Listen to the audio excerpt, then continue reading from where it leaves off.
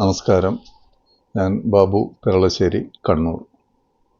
എൻ്റെ ഒരു സുഹൃത്ത്, ഗുജറാത്തിലുള്ള ഒരു സുഹൃത്ത് ഇന്നലെ ഒരു കത്ത് എനിക്ക് മറ്റൊരു സുഹൃത്ത് വശം കൊടുത്തയച്ചിരുന്നു. എൻ്റെ ഒരു സിനിമയെ ബന്ധപ്പെട്ട കാര്യങ്ങൾ സംബന്ധിച്ച് അയാൾക്ക് ചെറിയ സംശയങ്ങളുണ്ടായിരുന്നു. ആ സംശയങ്ങളാണ് കത്തായി അദ്ദേഹം എൻ്റെ സുഹൃത്തിൻ്റെ കൈവശം കൊടുത്തയച്ചത്. ആ കത്ത് ഞാൻ വായിക്കാം. ഇടയ്ക്ക് ഫേസ്ബുക്കിൽ താങ്കൾ എഴുതി പോസ്റ്റ് ചെയ്യാറുള്ള 4-5 വരികളുള്ള ഗദ്യകവിതകളിലൂടെയാണ് ഞാൻ ബാബു പെരളശ്ശേരിയെ അറിയുന്നതും ഇഷ്ടപ്പെടുന്നത്. താങ്കളുടെ സിനിമ കേരളത്തിൻ്റെ 25 വർഷത്തെ സാമൂഹിക ദുരൂഹതകൾ അനാവരണം ചെയ്യുന്ന പ്രമേയമാണെന്നും അറിഞ്ഞു. രചനയും സംവിധാനവും താങ്കളാണെന്നറിഞ്ഞപ്പോൾ താങ്കളെ ഇഷ്ടപ്പെടുന്നവർക്കെല്ലാം ഏറെ പ്രതീക്ഷയുണ്ട്. ഇപ്പോൾ ഇറങ്ങുന്ന തട്ടിക്കൂട്ട് സിനിമകൾ കാണാൻ ഞങ്ങൾ തിയേറ്ററിൽ പോകാറില്ല. ഒരു സംശയം ചോദിക്കാനാണ് ഈ കത്ത്. 1. നല്ലൊരു പ്രൊഡ്യൂസറെ കണ്ടെത്താൻ ശ്രമിക്കാതെ താങ്കൾ മറ്റു ചില മാർഗങ്ങളിലൂടെ സിനിമയ്ക്കു വേണ്ടി ധനസമാഹരണം നടത്താൻ ശ്രമിക്കുന്നത് എന്തുകൊണ്ടാണ്? 2. സാമൂഹിക പ്രതിബദ്ധതയുള്ള നല്ലൊരു എഴുത്തുകാരനായ താങ്കൾ സിനിമയ്ക്കു വേണ്ടി പലരുടെയും മുമ്പിൽ കൈനീട്ടുന്നത് അഭിമാനക്ഷതമുണ്ടാക്കില്ലേ? 3. SC/ST വിഭാഗങ്ങൾക്ക് സിനിമ നിർമ്മിക്കാൻ ചലച്ചിത്ര അക്കാദമി 1 കോടി രൂപ ധനസഹായം നൽകുന്നുണ്ടെന്ന് കേൾക്കുന്നു. ആ സഹായം താങ്കൾക്ക് ലഭിക്കില്ലേ? ഇതാണ് സുഹൃത്തിൻ്റെ കത്തിലെ പ്രസക്ത ഭാഗം. ഒന്നാമത്തത് പ്രൊഡ്യൂസറുടെ കാര്യമാണ്.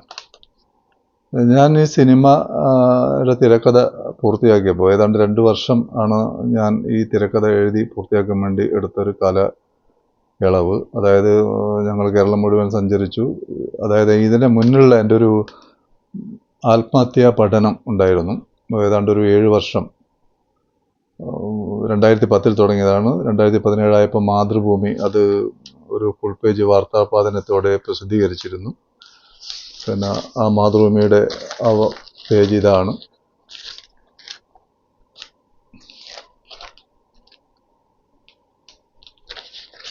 ഈ പഠന റിപ്പോർട്ടിനെ ആസ്പദമാക്കി 2019 ഞാനൊരു നോവൽ എഴുതി. ആ നോവൽ ഇതാണ്. കേരളത്തിലെ ഉന്നത വിദ്യാഭ്യാസ വകുപ്പ് സ്കൂൾ കോളേജ് കുട്ടികൾക്ക് സ്കൂൾ കോളേജ് ലൈബ്രറികളിലേക്കും അതുപോലെ ഗ്രന്ഥശാലകളിലേക്കും സർക്കാർ ഫണ്ട് ഉപയോഗിച്ച് വാങ്ങാൻ ഉത്തരവായ ഒരു പുസ്തകമാണിത്. അതിനുശേഷം ഞാൻ ഈ പഠനവുമായി ബന്ധപ്പെട്ട് എഴുതിയ കഴിഞ്ഞ അടുത്ത കാലത്ത് പബ്ലിഷ് ചെയ്തതാണ് ശാലിനി എടത്തിയുടെ വീട് എന്ന 9 കഥകൾ. ഈ 9 കഥകളുടെ പ്രമേയം സ്വാംശീകരിച്ചാണ് സിനിമയുടെ തിരക്കഥ എഴുതിയത്. 2 വർഷം വേണ്ടി വന്നു.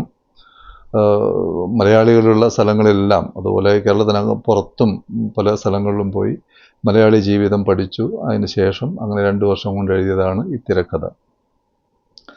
ഇത് എഴുതി കഴിഞ്ഞതിന് ശേഷം ഞാൻ ഫേസ്ബുക്കിലൊരു കുറിപ്പിട്ടു. കാരണം ഇങ്ങനൊരു സിനിമ ചെയ്യാൻ ഉള്ള ഒരു തയ്യാറെടുപ്പിലാണ്. അപ്പോൾ തന്നെ ഒരു പ്രൊഡ്യൂസർ വന്നു.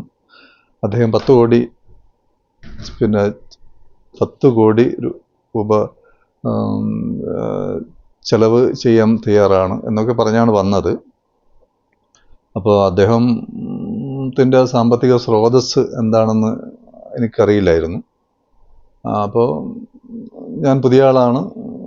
പിന്നെ അതുകൊണ്ട് 10 കോടിയെല്ലാം ചിലവഴിക്കുമ്പോൾ അത് തിരിച്ചു കിട്ടുമെന്ന് ഉറപ്പില്ലാതെ നിങ്ങളിങ്ങനെ 10 കോടി ചിലവഴിക്കാൻ തയ്യാറായി വരുന്നതിൻ്റെ ഒരു ഉദ്ദേശമുണ്ടല്ലോ. അപ്പോൾ അത് അദ്ദേഹത്തോട് ചോദിച്ചു. അദ്ദേഹം പറഞ്ഞല്ല, അത് നിങ്ങളെക്കുറിച്ച് നമുക്ക് അറിയാം, നിങ്ങളെ കവിതകളൊക്കെ വായിക്കാറുണ്ട്, എഴുതാൻ കഴിവുള്ളവരാണ് നിങ്ങൾ. അപ്പോൾ നിങ്ങളുടെ സിനിമയിൽ, നിങ്ങളുടെ തിരക്കഥയിൽ കാര്യമായി എന്തെങ്കിലും കാണും, സമൂഹത്തിന് പ്രയോജനപ്പെടുന്ന എന്തെങ്കിലും കാണും, അതാണ് ഞങ്ങൾ അതിന് തയ്യാറായതെന്ന് പറഞ്ഞു. പക്ഷേ ഇദ്ദേഹത്തെക്കുറിച്ച് അന്വേഷിച്ചപ്പോൾ നമുക്ക് അത്ര തൃപ്തികരമല്ലാത്ത ഒരു മറുപടിയാണ് കിട്ടിയത്.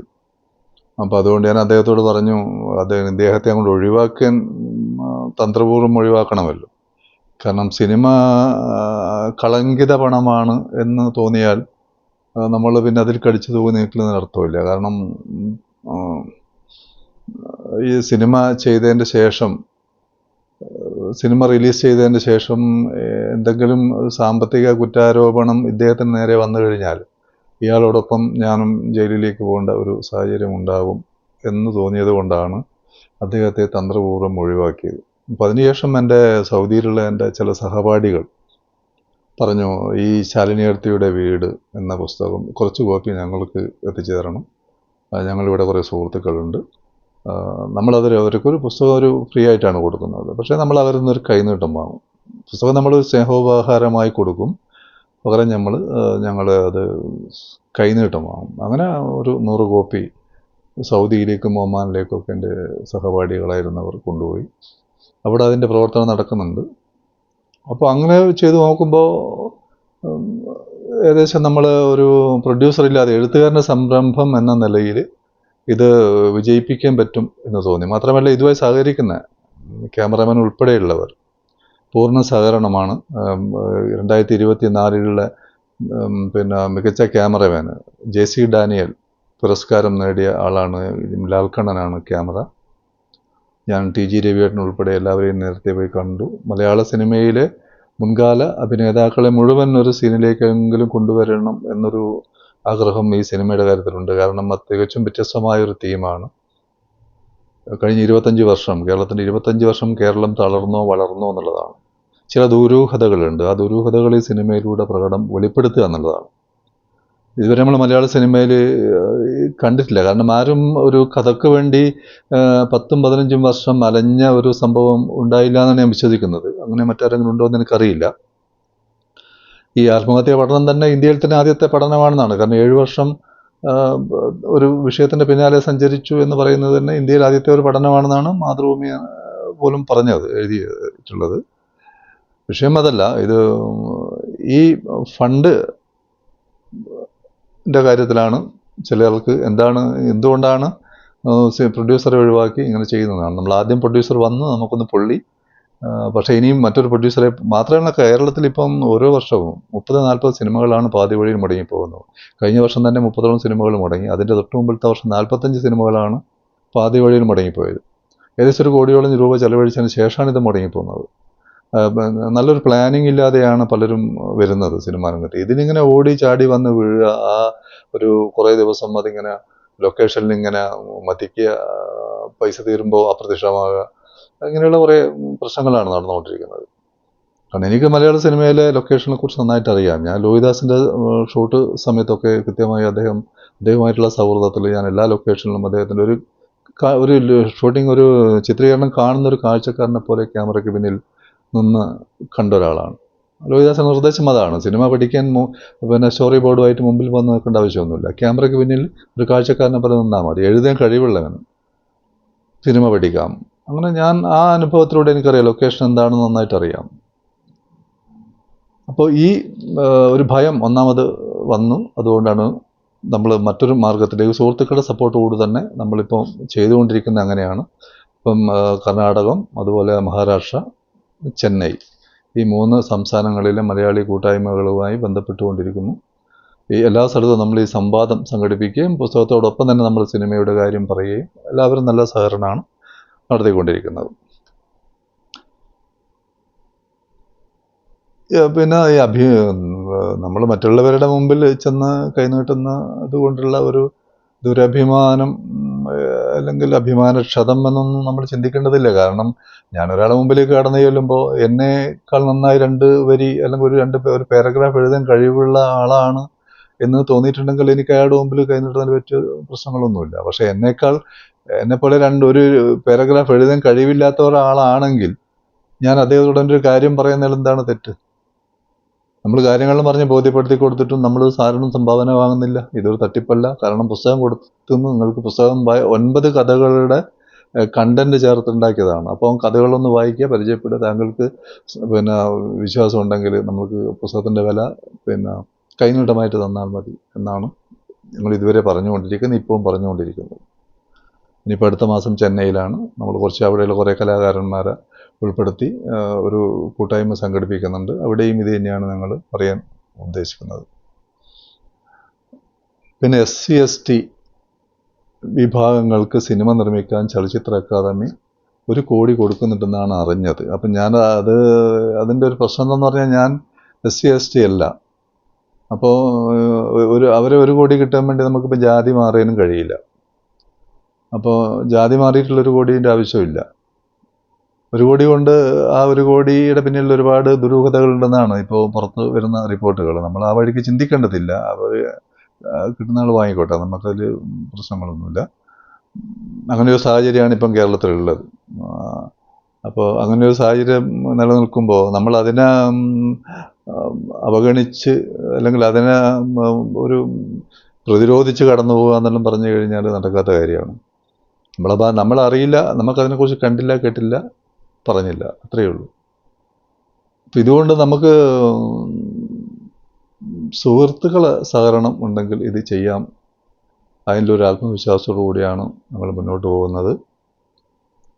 ആരുടെ സഹായവും ഞങ്ങൾ ഈ പുസ്തകം നമ്മൾ ആദ്യമായിട്ടൊരു ഉപഹാരമായിട്ട് നമ്മൾ പുസ്തകം കൊടുക്കുകയും ഒന്ന് പരിചയപ്പെടുകയും ചെയ്യാണ്. കാര്യങ്ങൾ പറഞ്ഞ് ബോധ്യപ്പെടുത്തും. അതിലൂടെ നമ്മൾ സഹകരിക്കുന്നവർക്ക് സഹകരിക്കാം. ഇപ്പം സൗദിയിൽ നിന്നും ഒമാനിൽ നിന്നെല്ലാം കുറച്ച് പൈസ അവർ കളക്ട് ചെയ്തു എന്നാണ് എന്നോട് പറഞ്ഞത്. അപ്പോൾ ഒന്ന് മന്ദഗതിയിലായത് നമ്മളിപ്പോൾ ഈ പശ്ചിമേഷ്യയിലെ ഒരു സംഘർഷപരമായ ഒരു സാധ്യത, ഒരു സാഹചര്യം നിലനിൽക്കുന്നത് കൊണ്ടാണ്. അതിനുശേഷം നമ്മളിപ്പോൾ മറ്റ് ഭാഗങ്ങൾ പിന്നെ കുറച്ച് പേരെ മഹാരാഷ്ട്രയെല്ലാം കണ്ടിരുന്നു. പിന്നെ ചിലർ നമ്മൾ വിചാരിക്കുന്നത് പോലെയാണ്. നമ്മൾ ചെന്ന് കണ്ട് കാര്യങ്ങളൊക്കെ പറഞ്ഞു കഴിഞ്ഞാൽ പിന്നീട് ചിലപ്പം വിളിച്ചാൽ ഫോൺ എടുക്കില്ലായിരിക്കും. നമ്മളത് ചിന്തിക്കേണ്ടതില്ല. വിളിച്ചാൽ ഫോൺ എടുക്കുന്നത് അന്നേരം നമ്മൾ ചിന്തിക്കേണ്ടത് നമ്മൾ ബോധ മനസ്സിലുണ്ട്. ഞാൻ എഴുതിയ 2 വരി അല്ലെങ്കിൽ ഞാൻ എഴുതിയ ഒരു സംഭാഷണത്തെക്കാൾ കഴിവുള്ള സംഭാഷണം എഴുതാൻ കഴിവില്ലാത്ത ഒരാളാണ് അപ്പുറം ഉള്ളതെങ്കിൽ ഞാൻ അയാൾ മുമ്പിൽ ചെറുതാകേണ്ട ആവശ്യമില്ല. എന്നെ വിളിക്കുമ്പോൾ അയാൾ ഫോൺ എടുത്തെങ്കിൽ എന്നെ സംബന്ധിച്ചൊന്നുമില്ല. എല്ലാവരും ഒരുപോലെ ആകണമെന്നില്ലല്ലോ. അപ്പോൾ ആ രീതിയിലുള്ള കാര്യങ്ങൾ ചെയ്യുന്നത് നമ്മളതൊന്നും ചിന്തിക്കാറില്ല. നമ്മളിപ്പോൾ ഒരാൾ വിളിച്ച് ഫോൺ എടുത്ത് അല്ലെങ്കിൽ ഒരിക്കൽ സഹായിക്കാം എന്ന് പറഞ്ഞതിന് ശേഷം പിന്നെ മൈൻഡ് ചെയ്യാതെ പോകുന്നവരുണ്ടാവാം. പക്ഷെ അത് എന്നെ സംബന്ധിച്ചാവുന്നൊരു ഫീൽ ചെയ്യാറേ ഇല്ല, ചിന്തിക്കാറില്ല. കാരണം നമുക്ക് മറ്റൊരു റൂട്ടാണ് നമ്മൾ. കാരണം 25 വർഷം 25 വർഷത്തെ കേരളത്തെ പഠിച്ച് അതിലൊരു 15 വർഷം ഒരു വിഷയത്തിൻ്റെ പിന്നാലെ പോവുക.